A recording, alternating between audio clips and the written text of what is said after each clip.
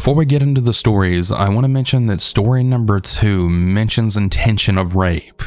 It doesn't actually happen, but it is mentioned. As always, I'll have the stories in a pinned comment with the timestamps, and I'll have them labeled in case you want to skip any of them.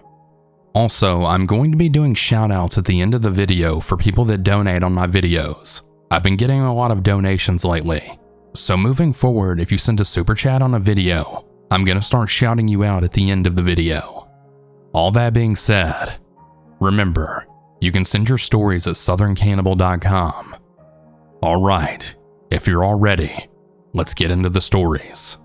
And remember to always stay hungry.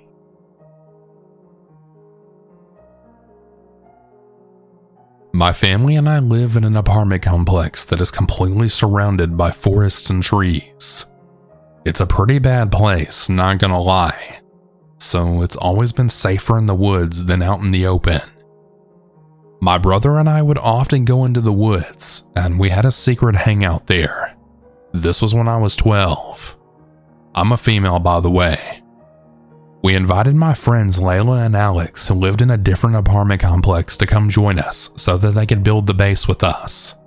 Unfortunately, their parents caught them going into the woods and blamed us, so we couldn't see each other anymore.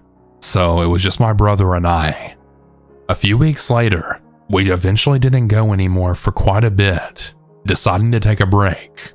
However, this was when my dad told us we couldn't go back there anymore because it was rumored that people were setting up tents near our base and doing drugs back there.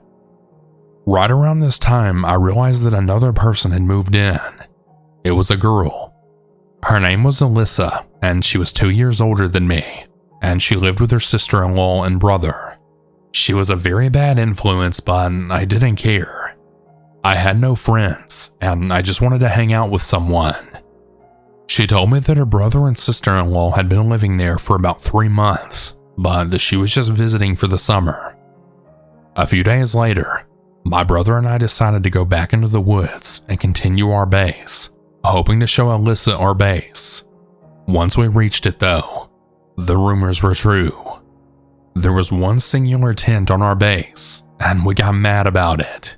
We decided to go to the tent and investigate since we didn't see anyone there, and we had pocket knives on us. What we found truly was shocking. We found a plastic bag, and it had white powder in it. We thought drugs, then we found a handsaw, and way too many knives for the average person. Like seriously, way too many. We also found binoculars, money, food, a machete, rope, shoes, and other tools. We also saw clothes hanging up. They were big men's clothes. We got the hell out of there after investigating and hiding the knives. We only hid the ones that really stood out to us since there were way too many. We also started to feel like we were being watched. We got out of there and then told our dad, to which he then responded that we shouldn't go back there anymore. We agreed. I had told Alyssa about it, which she seemed suspicious about. She then averted her eyes and then quickly changed the subject. I caught on to this, but I'd let it pass, continuing to talk to her.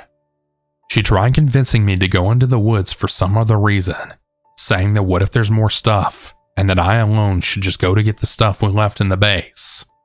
I said no, obviously. My brother and I decided to make another base, so we went to a different side of the woods. It was kind of near our old one. It was about 7 minutes into the walk, but we were getting bored, and Alyssa had told her brother about the tent in the woods, but he said it was fine.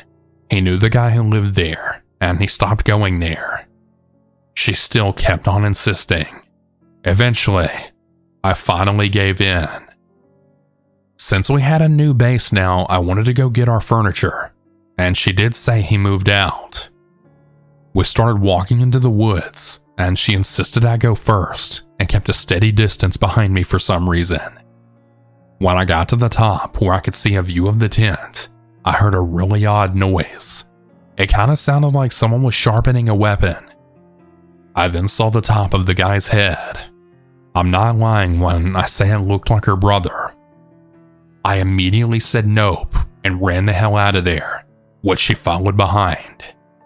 I told her, "No, I'm not going back there." After that happened, I showed her my new base. She seemed kinda quiet and just said, "It's a little close to the tent, don't you think?" Which I dismissed, and I said if there was really someone there, it would be easy to get out since the exit is near. I started working on the architecture of it, and she just sat around taking it all in. She said she needed to use the bathroom. I suggested she could go in the woods or spend about 5 minutes walking back to her apartment. She left for the apartments, and I noticed that she was gone for quite a while. This was when I started to hear footsteps and twigs snapping. Now, I've been visiting the woods my whole life, so I know what footsteps and other human noises in the woods sound like. I pulled out my knife, and I steadily walked over to the exit, jumping down from the wall, and when I was walking back, I saw her again. I didn't tell her what happened, as I thought I was just being paranoid or something, and I told her to scale the wall so we could get back up to our base. My brother came out of nowhere and scared the hell out of us when we were doing so. He helped me with the base while she just sat around. That weird, eerie feeling of being watched came back, and my brother noticed it too. Alyssa had told us to stick around for a few, and we declined, starting to walk back to the exit. She came with us. We were all still hanging out when I told her I think I forgot about something, and I then went inside to get my knife back as I had put it inside. I told my dad what we felt and that I left something and that I was going to go back and get it. But he declined, saying that instead he would go. When he went back to our base, he said that he heard whispering and that he saw someone hiding behind a rather big log, dressed in all black clothing head to toe, and that he had a large black bag with him. My dad then told my brother and I that he was probably waiting for someone, and that he thinks it was us. He then told us to stay away from Alyssa and her family, while mentioning that the man looked just like her brother, whom he had seen and talked to many times before. The day after this all happened, Alyssa came to my door and invited me alone to go and hang out with her and her brother in her apartment. She said I could stay for dinner and a sleepover if my parents agreed. But I declined, but she just kept pushing for it. Feeling really creeped out, I just shut the door in her face. I ignored all her other requests to hang out, and when my dad and I were walking to a gas station, which you had to go through the woods to get to, my dad and I saw the same man from before following us. He had actually followed us till we went into the gas station and then left. I haven't been outside since, seeing as our brother still lives in the apartment complex right next to us. I should also mention that she and her family did smoke weed and drink a lot, as she would always try to get me to drink alcohol or smoke weed with them until we got high. There were so many damn red flags that I ignored. Fortunately though, I think that I learned from this experience. I don't think I want anything to do with her moving forward.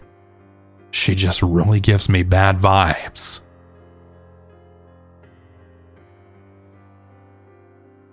This happened during the end of the summer of 2019. I, a female, needed distraction from my boring university revisions, and as a lot of bored single people, I was on Tinder. Nothing serious really. I was just way too busy to meet guys anyway, but I really liked talking to people. One day I had matched with this guy. We'll name him Ted for the sake of the story, and he was in the same university as me. He also looked handsome on his pictures. After talking for a few days on the app, and after I had decided that he was not a criminal, I gave him my number. Oh, how wrong did I end up being. Again, we talked for a while, then he asked to call me. Nothing exciting, just getting to know each other. We talked on the phone for a couple of weeks. He called me at random hours of the day and almost every night. I didn't think much of it. During our phone calls, he mostly just talked about himself, but I didn't mind because I don't really like talking about myself. It really takes me time before I trust anyone, And again, I was bored and honestly a bit lonely. I had been single for a while, so getting the attention felt nice. After a few weeks, Ted had asked me if I wanted to meet. I said yes because I was done with my exams at this point. We met at the city center. When I saw him, I was kind of shocked because he looked nothing like the handsome guy in his pictures. It was definitely him, but good angles in Photoshop truly make miracles. I was set back, but I'm not one to judge by the looks, so I went on with the date anyways. Thinking back on it now, there were more red flags. He was asking odd questions such as, "Are you shy?" And, "Why don't you look at me in the eyes?" Well, buddy, constant eye contact is just weird, and I do need to take my eyes off of you to pick up my beer from the table or to light up a cigarette. The night went on, and we had quite a few drinks. Usually I would never ask someone I just met to come home with me, but I was wearing beer mojito vodka goggles that made my brain blind, so I left and spent the night together. In the morning, I drove him to the train station, and I went back home to have a nap. At the end of the day, he had called me and asked me if we could meet again the next night.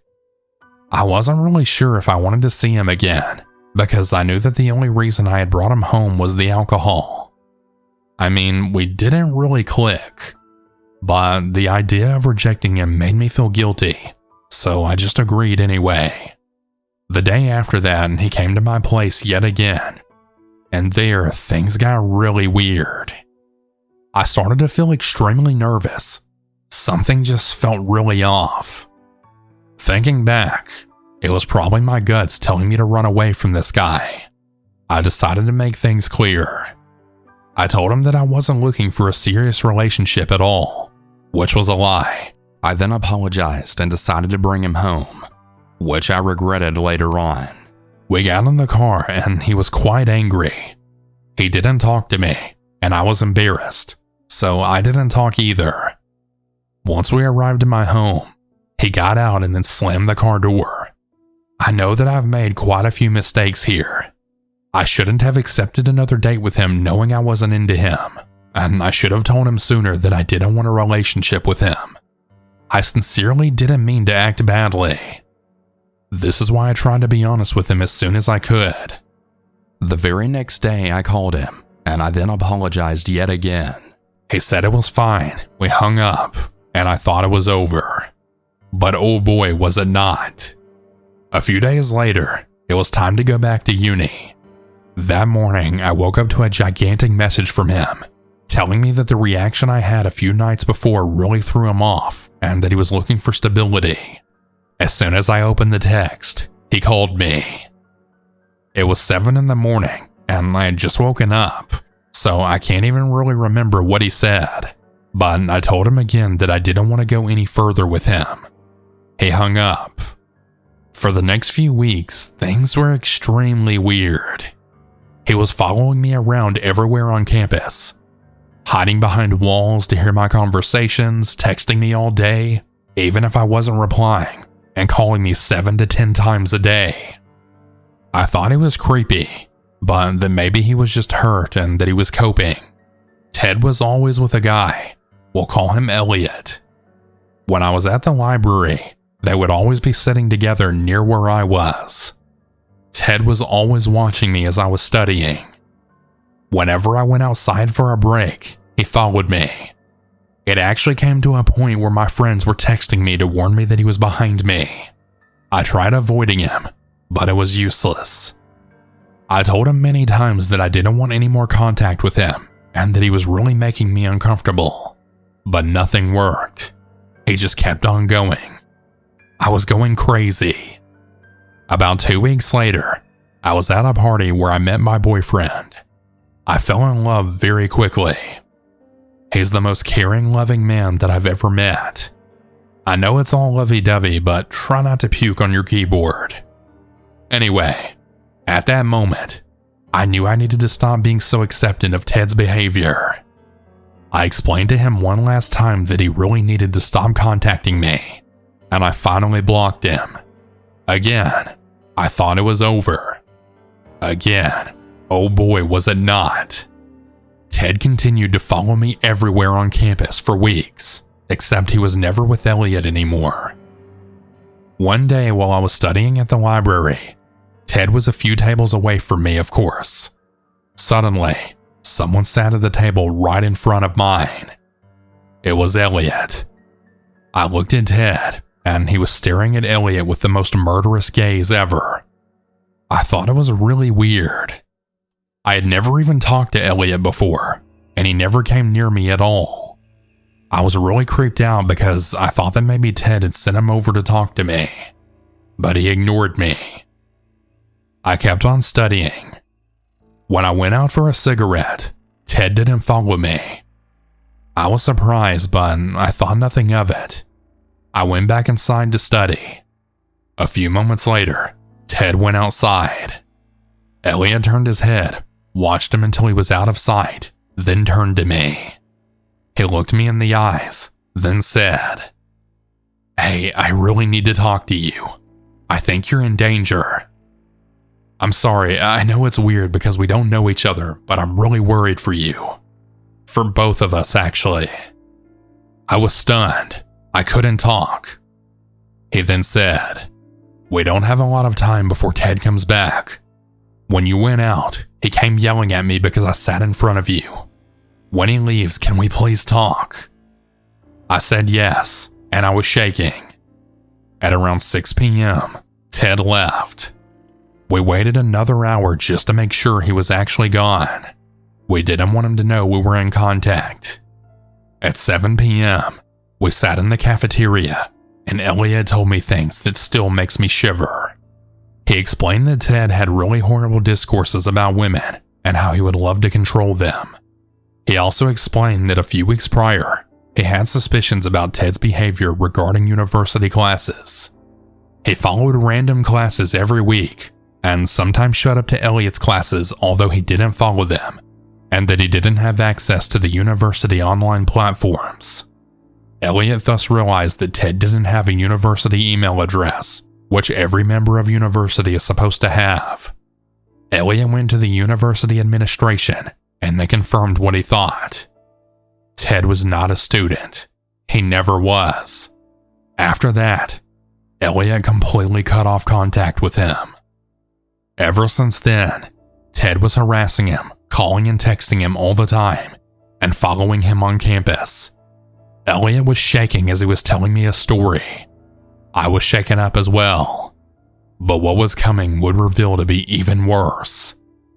Elliot explained that he absolutely wanted to warn me because Ted had said terrifying things about me. I already wanted to cry. Ted was talking about me all the time.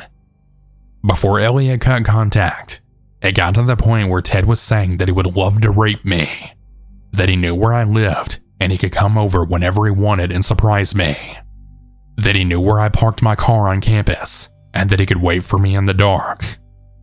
He always said it with a joking tone, but Elliot got really freaked out. Him and I were shaking. I had tears in my eyes. I knew that Ted was a creep, but I never could have imagined it was that bad. At this point, we were near the end of the semester, but we still had a few weeks left. Elliot and I decided to take action because we didn't want to be terrified every time we were on campus. First, we contacted university security. Things were taken extremely seriously. One morning when I arrived, the walls were completely covered with posters and the campus emergency number. Elliot and I were in constant contact with the chief of security, who was very concerned for the students' safety. Finally, they managed to catch Ted at the library, and they asked him to not come back ever again. We also went to the police. I don't know the right term for it, but we didn't file a complaint. The police only adds a note to the person's record so that if anything ever does happen to you, the police know that you were worried in the first place. The police officer seemed worried as well. I asked him why. He told me that he wasn't allowed to say anything specific, but that if I ever saw Ted outside of campus, I needed to call the police without any hesitation. How reassuring is that? I nearly pissed myself. A few days later, I got a voicemail from Elliot. He's completely shaken up. He tells me that he knows things he wasn't supposed to know. Apparently, Ted is mentally sick. He's regularly arrested and locked up in mental hospitals. He's a drug addict and alcoholic and has violent tendencies. He was already accused of attempted rape. He lives off invalidity insurance, which explains why he has so much time on his hands to come to university. I would have never guessed when I met him. Later on, I contacted one of my acquaintances who works with the police. They weren't supposed to, but they confirmed everything. Chills ran down my spine. After that, things calmed down. Ted was still on campus, but he kept a low profile. He wasn't following us around anymore. It was finally the end of the semester. I went away for a few weeks, and I never set foot on that campus. I felt so relieved. When spring semester started, Ted was still there, not following, but watching closely. I was freaked out all over again. But then COVID hit. Since then, all of our courses are online, and I haven't seen Ted again since. I don't really know if he's still creeping on people, or if he's now officially a student. Whenever I think about him, I'm still very shaky. I just really hope to never run into him ever again.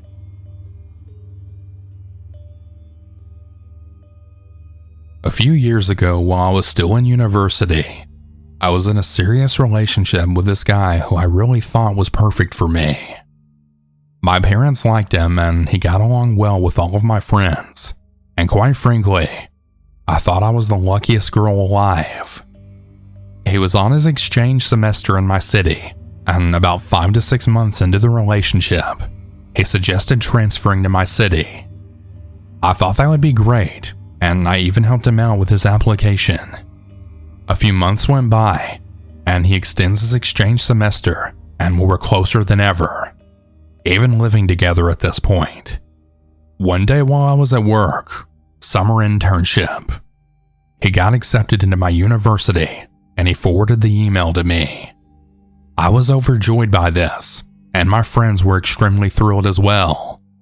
It felt like a fairy tale had come true. We then started looking for apartments and making other arrangements for his move. A few weeks passed before classes were supposed to start. He flew back to his home country to visit his parents. I did the same, and we planned to come back in 2 weeks. 2 weeks later, I fly back for university, but he didn't. He tells me that his dad is really sick and that he has to stay home to take care of him for a few weeks. I didn't think much of it, but then a few weeks later, he tells me that the university emailed him and told him to join in the next semester, as he had already missed out on a few weeks of class. I thought that was super weird, but then he forwarded all the emails that my university sent him, so I had no reason to believe he was lying. Even though he wasn't attending classes in my country, he would come visit me every month, which really was great. A few months pass, and the next semester rolls in.